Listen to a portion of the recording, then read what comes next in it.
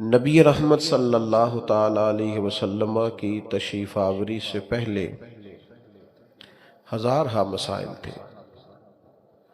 سب سے بڑا مسئلہ کفر کا، شرک کا، عقائد کے بگاڑ کا، اوہام پرستی کا، بے بنیاد باتوں کے وجود کا، پھر عورتوں کے ساتھ ظلم، غلاموں کی بڑی خستہ حالی، حقوق کی پامالی، ہر طرف آزمائش ہی آزمائش تھی۔ اور صدیاں بیت گئی تھیں، آسمان کا زمین سے رابطہ نہیں ہوا تھا۔ اتنے سارے مسائل کے بعد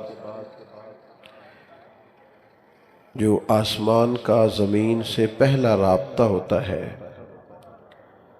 اور جو پہلی وحی نازل ہوتی ہے، اس کو ذرا سمجھیے گا۔ نہ تو وہ بظاہر توحید کی بات کرتی ہے، نہ عورتوں کے حقوق کی بات کرتی ہے، نہ غلاموں کی بظاہر داد رسی کی بات کرتی ہے۔ پہلا رابطہ صدیوں بعد جو آسمان کا زمین سے ہوتا ہے، اور غار حرا کے نورانی ماحول میں جو پہلی وحی نازل ہوتی ہے، وہ کوئی اور بات نہیں کرتی، وہ یہ بات کرتی ہے کہ اقرا، پڑھو، اقرا بسم ربک الذی خلق، اس رب کے نام سے پڑھو جس نے تمہیں پیدا کیا، جس نے پیدا کیا اس کے نام سے پڑھو۔ میں نے عرض کیا مسائل کئی دفعہ زیادہ ہوتے ہیں پر حل ان کا ایک ہی ہوتا ہے۔ وہ جہالت تو عقیدہ توحید کے معاملے میں ہو معاذ اللہ، تعظیم رسالت کے معاملے میں ہو معاذ اللہ، وہ جہالت اولیاء اللہ کے مقام و مرتبے کو سمجھنے کے معاملے میں ہو، وہ حقوق ادا نہ کرنے کا مسئلہ ہو، ان ساری جہالتوں کا ایک ہی حل ہے کہ علم کو فروغ دیا جائے۔ آپ کسی کمرے میں چلے گئے، کمرے میں اندھیرا تھا،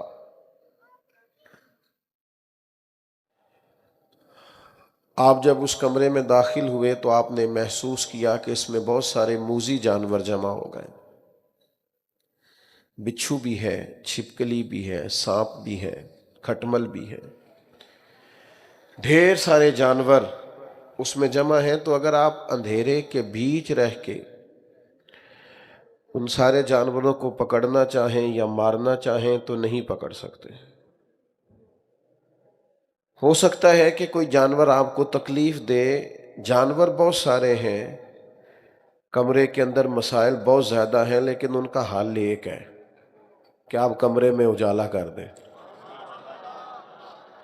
آپ ٹیوب لائٹ روشن کریں، صحیح، آپ کو بہت سارے جانور تو ویسے ہی بھاگتے ہوئے نظر آئیں گے، دوڑ جائیں گے، وہ نکل جائیں گے۔ آپ کو پتہ ہے ظالم وڈیرا اور جاہل پیر یہ اپنے ہاں ادارہ نہیں بننے دیتے، اس لیے کہ ظالم وڈیرا بھی سمجھتا ہے کہ اگر غریبوں کے بچے تعلیم پا گئے تو میرے جانوروں کو چارہ کون ڈالے گا، اور جاہل پیر بھی اپنے آستانے پر ادارہ نہیں بننے دیتا، اسے بھی پتہ ہوتا ہے کہ اگر یہ لوگ تعلیم پا گئے تو پھر میرے ہاتھ پر بیعت نہیں ہوں گے، انہیں سمجھ آ جائے گی۔ بہت سارے لوگ جہالت کے اس لیے سپورٹر ہوتے ہیں کہ ان کا کام ہی اندھیرے میں چلتا ہے۔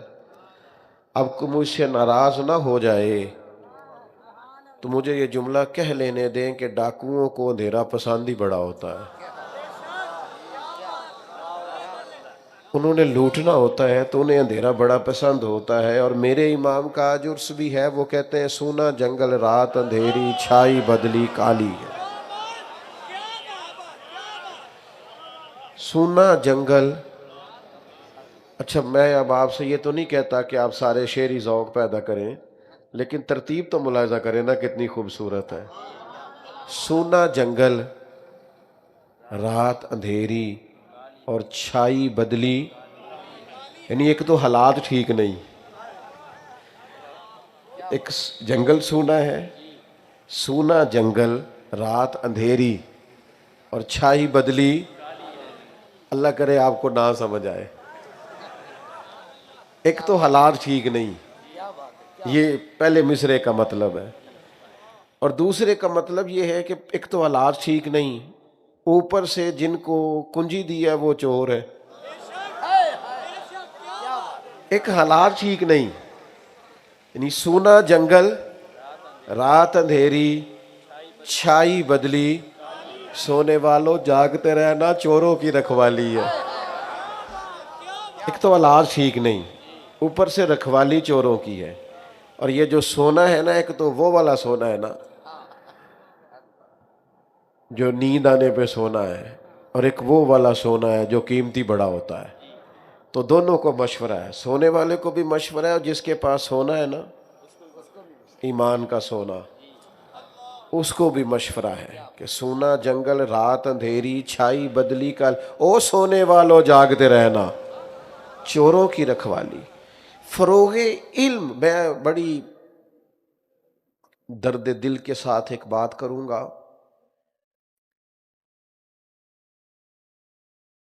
عوام بھی علم کو سپورٹ نہیں کرتی، ہمارا مزاج علمی نہیں، سننے سنانے کا مزاج ہے، سیکھنے سکھانے کا نہیں۔ مزاج کچھ اس طرح کے بن گئے ہیں، وہ تنکوں کا سہارا ڈھونڈتے پھرتے ہیں، بابا جی سے تعویذ مل جائے، کوئی دو ایک پھونکیں کوئی مار دے، اور اتنے زیادہ آستانوں کے بورڈ لگے ہوئے ہیں کہ کسی شہر میں گنے نہیں جا سکتے کہ اب کتنے کو پیر ہیں۔ لیکن فروغ علم میں کردار کیا ہے، کتاب و سنت کی ترویج میں ان لوگوں کا کتنا کو جد و جہد کا حصہ ہے، کام نہیں کرتے علم کو۔ آپ کی آنے والی ساری نسلیں تبھی بچیں گی جب وہ علم کے زیور سے آراستہ ہوں گی۔ اگر ہم سپورٹ کرنے لگ جاتے نا علم کو، حالات کچھ اور ہوتے۔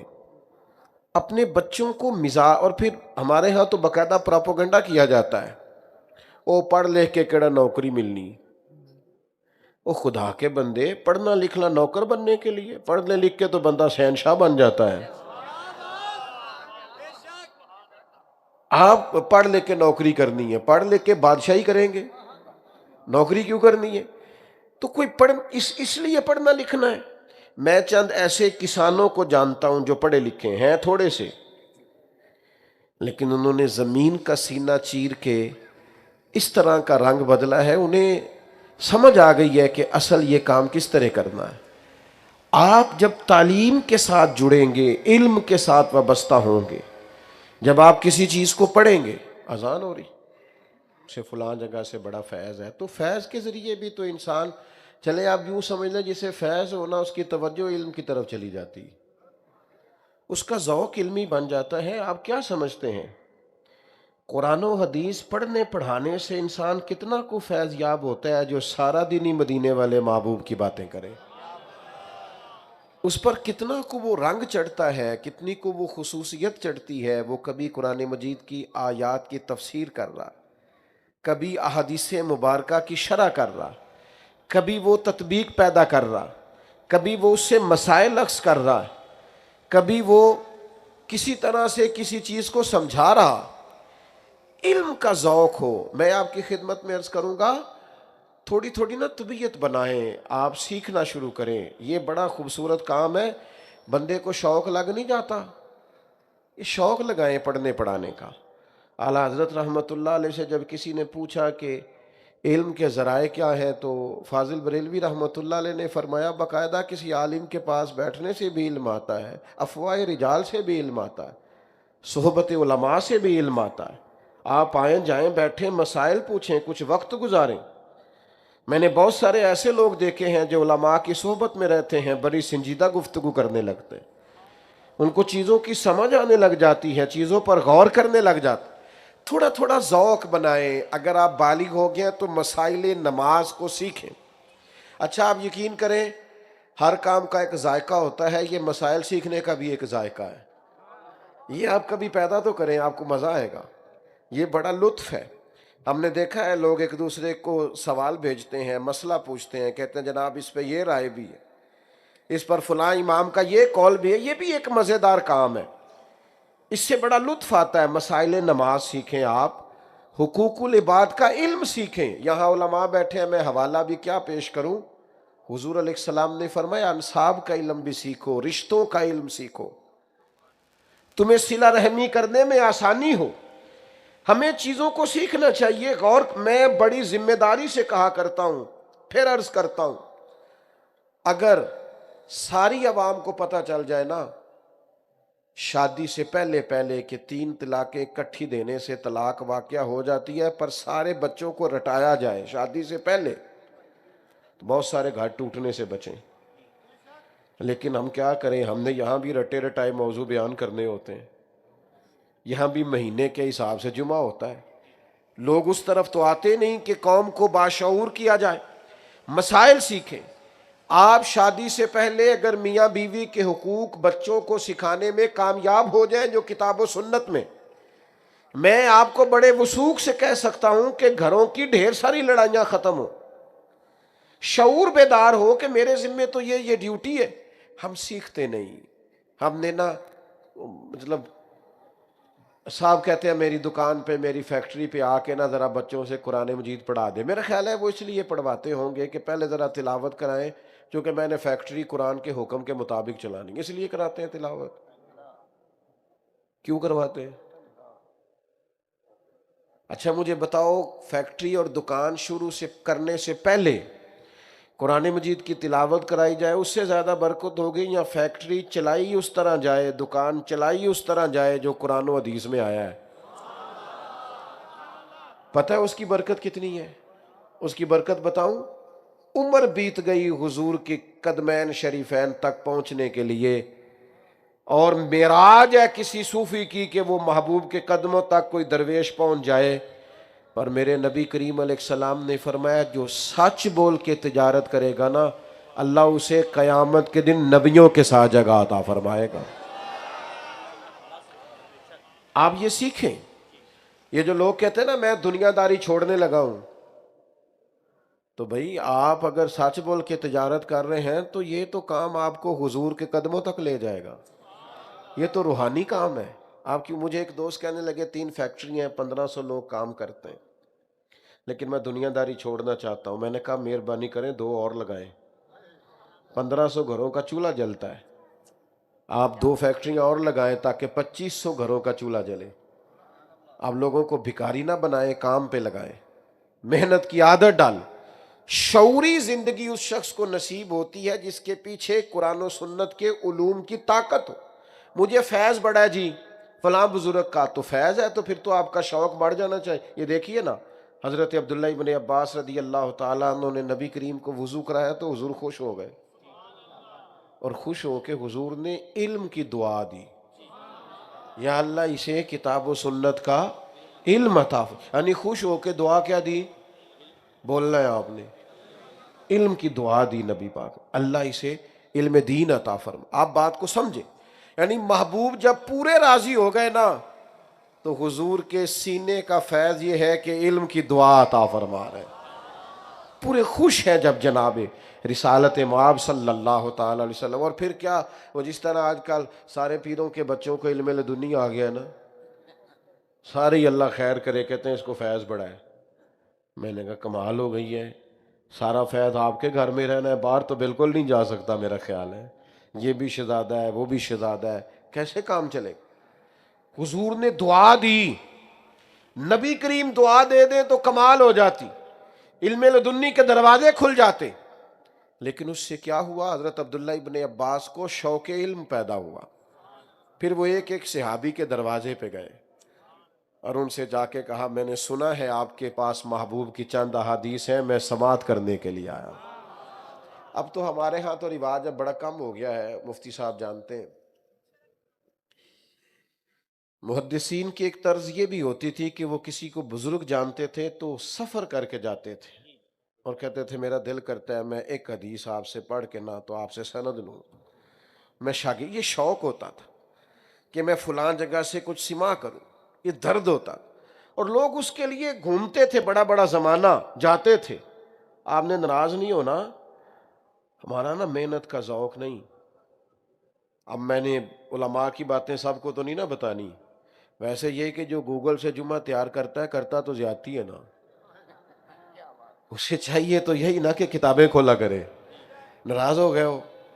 تھوڑی مہربانی علماء طلباء نو ناراض کر کے اسی بچنا کہنجے. صرف عرض کر رہا ہوں آپ وہاں سے بھی لیں اگر کوئی امدادی چیز آپ کو ملتی ہے مستند، میں کو منع نہیں کر رہا، ناجائز نہیں کہہ رہا، لیکن جو کتابوں کی ورق گردانی سے انسان کو نفع آتا ہے، وہ جو ہمارے بزرگ کہتے تھے صبح سے شام تک بیٹھا ہوں میں حوالہ ڈھونڈ رہا ہوں، کوئی اس کا مزہ تھا، اس کا کوئی سرور تھا. تو عوام سے یہ بات عرض کرنا چاہتا ہوں کہ علمی ذوق پیدا کریں، اور پھر اس کام کو آپ سمجھیں کہ صرف تسبیح پڑھنے سے ہی اللہ کا قرب نہیں ملتا، کتاب و سنت کھولنے سے بھی اللہ کا قرب نصیب ہوتا ہے، اور سب سے زیادہ نصیب ہوتا ہے، سب سے زیادہ. مسجد شریف میں محبوب پاک علیہ السلام تشریف لائے تو 2 حلقے بنے ہوئے تھے، ایک جگہ لوگ بیٹھ کے اللہ کا ذکر کر رہے تھے اور دوسرے حلقے میں بیٹھ کے لوگ تعلیم حاصل کر رہے تھے. ایک شخصیت پڑھا رہی تھی، باقی پڑھ رہے تھے، ایک سنا رہے تھے، باقی سن رہے تھے. تو محبوب کریم دونوں حلقہ جات کے بیچ کھڑے ہو کے فرمایا دونوں ہی خیر کا کام کر رہے ہیں، پر مجھے چونکہ معلم بنا کے بھیجا گیا ہے. تو حضور اس حلقے میں بیٹھے جہاں دین سیکھا اور سکھایا جا رہا تھا.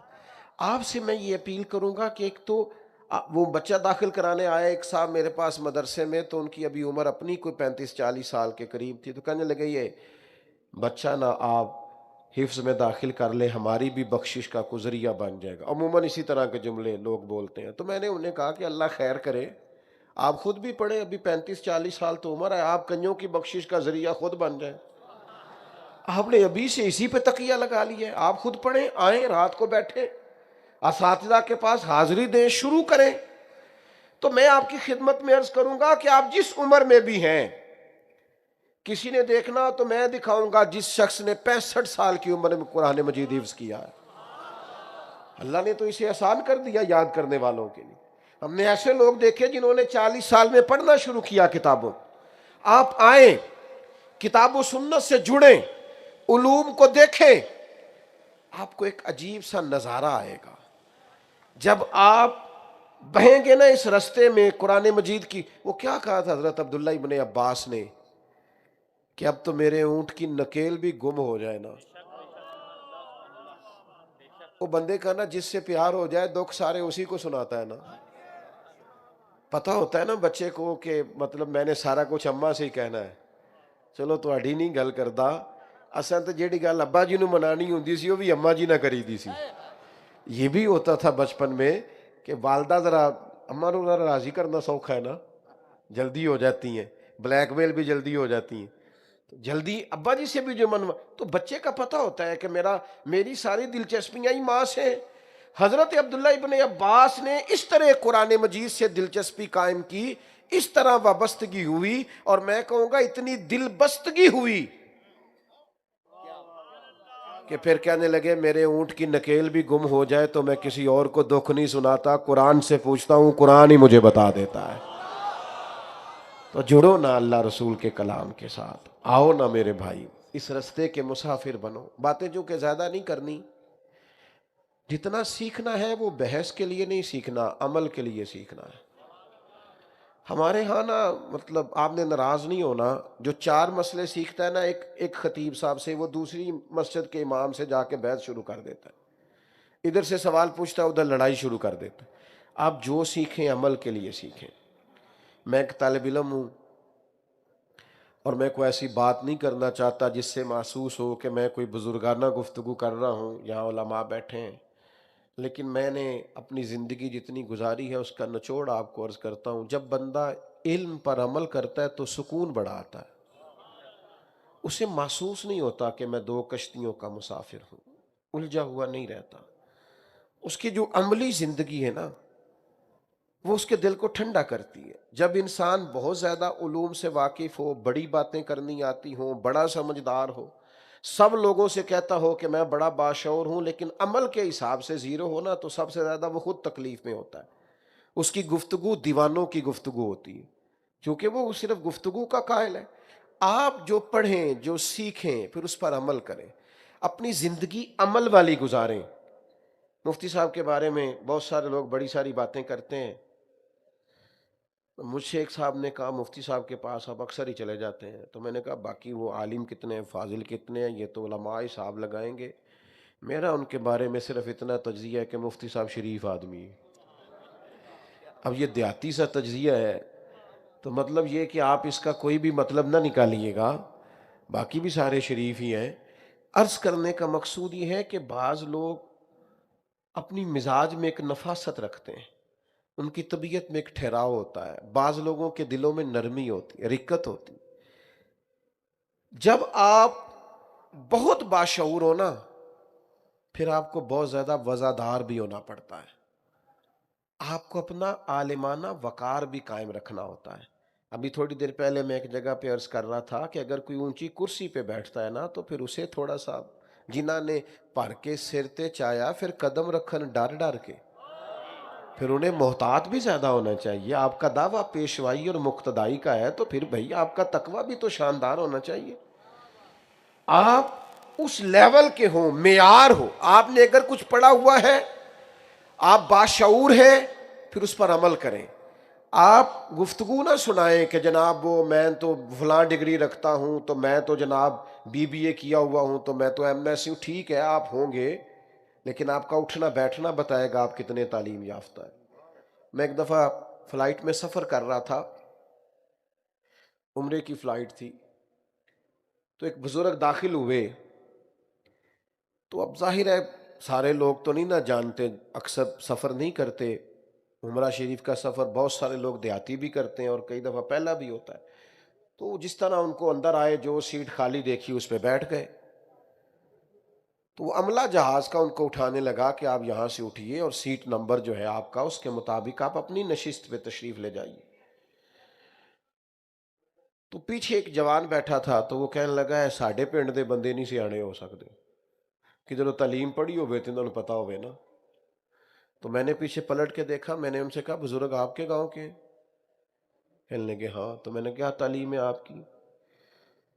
تو انہوں نے کوئی ماسٹر کی ڈگری بتائی۔ تو میں نے کہا اس وقت آپ کے ہاتھ میں ڈگری ہوتی تو پکڑ کے پھاڑ دیتا میں۔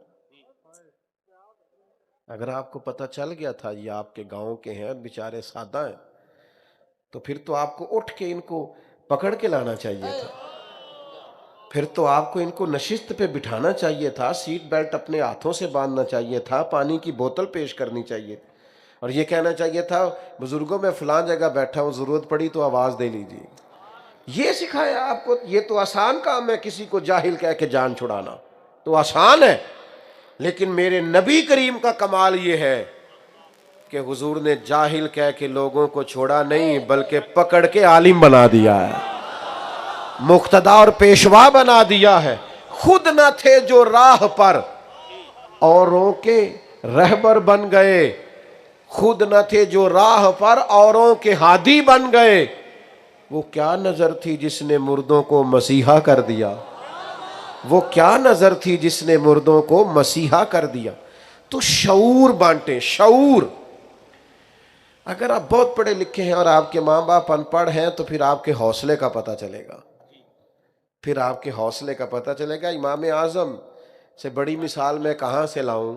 ایک خطیب تھے، ایک واعظ تھے بغداد کے، کوفہ کے، تو امام صاحب کی اماں امام صاحب سے کہا کرتی ان سے جا کے مسئلہ پوچھ کے آئے، تو امام صاحب کہتے ہو تو میرا شاگرد ہے، تو کہتی نہیں آپ اسی سے پوچھیں۔ کئی لوگ معروف ہو جاتے ہیں نا، انہی سے پوچھیں۔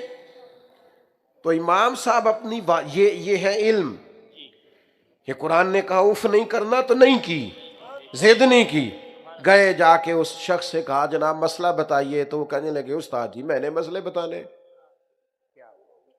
مسئلہ تو آپ نے بتانا ہے۔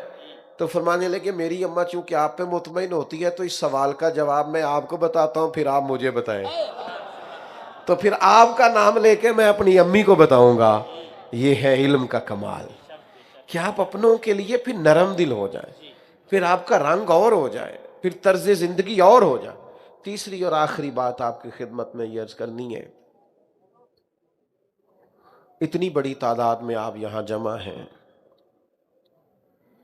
اتنے سارے لوگ آپ یہاں آئے ہیں، اب ہمیں نا کتاب و سنت کے مطابق اپنے آپ کو ڈھال لینا چاہیے۔ نماز فرض ہے، میرا خیال ہے اس کے لیے بندے کا گریجویٹ ہونا ضروری تو نہیں ہے، تو پیدائشی نہیں پتہ ہوتا کہ فرض ہے؟ بولے، سب کو پتہ ہے نا فرض ہے؟ میرا خیال ہے جس نوکری پہ جاب پہ جا کے آپ بیٹھتے ہیں، پہلے آپ کو اس کے لیے پی ایچ ڈی کا مقالہ نہیں لکھنا پڑتا کہ یہاں میرے لیے حلال کیا اور حرام کیا ہے۔ یہ فطرتاً نہیں پتہ ہوتا بندے کہ درست کیا ہے، نا درست، عمل کیوں نہیں کرتے؟ کتنی کو تقریریں ہم نے سننی ہیں زندگی میں، کس قدر زیادہ مزید ہمیں نصیحتوں کی ضرورت ہے۔ ہمارے بزرگ تقریریں بڑی کم کرتے تھے۔ حضور مفتی اعظم ہند چند ایک بیانات، اعلیٰ حضرت رحمۃ اللہ علیہ کبھی گفتگو کرتے تو کتاب سے دیکھ کر، ان کے عمل سے لوگوں کو پتہ چل جاتا تھا کہ مسئلہ شرعی کیا ہے، ان کے کردار و عمل سے۔ پیران مشرق کے خاموش، کوئی حضرت بایزید بستامی فرمایا کرتے، جس نے ہماری خاموشی سے کچھ نہیں سیکھا، اس نے پھر ہماری گفتگو سے کیا سیکھنا ہے؟ مسلمان دوستو، اب اشاروں کی باتیں سمجھو۔ جو فلسطین کے ساتھ ہو رہا ہے کسی سے پوشیدہ نہیں ہے، جو کشمیریوں کے ساتھ سالوں سے ہو رہا ہے کسی سے ڈھکا چھپا۔ نسلیں بدل گئیں پر ظلم نہیں بدلا۔ لوگ قبروں میں دکھ لے کے چلے گئے لیکن ان کے لیے کوئی مسیحا اٹھ کے نہیں آیا۔ جو برما کے مجبوروں کے ساتھ ہوا کسی سے ڈھکا چھپا، کتنی کبار لیبیا کٹا ہے، شام سارا یتیموں سے بھرا ہوا ہے۔ میں کیسے آپ سے بات کروں، کن لفظوں سے آپ کو سمجھاؤں کہ مسلمان جب تک مسلمان بن کے جینا نہیں سیکھتا۔ ہمارے استاد صاحب فرمایا کرتے تھے، دین کا کام مزدوروں کی طرح کرنا، مزدوروں کی طرح مشقت کرنا، یہ مشقت سے کام ہوگا۔